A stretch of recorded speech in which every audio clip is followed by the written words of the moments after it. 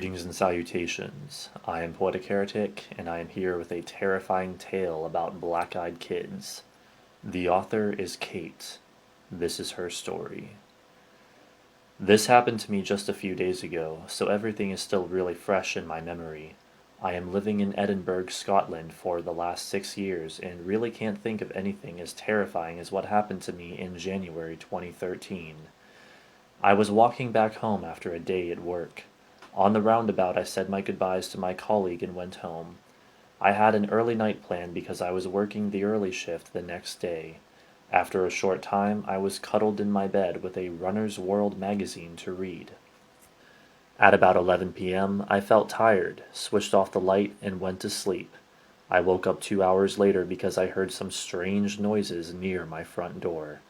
At first I thought that it was my flatmate coming in, but it was far too early for him to be back from work.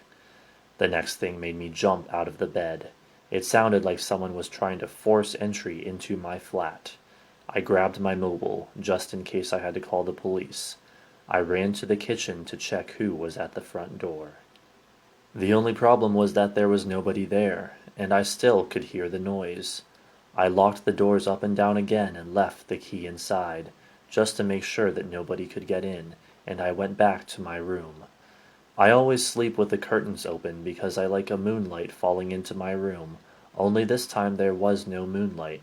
There were 3 children outside my window, and they had totally black eyes and pale-looking faces.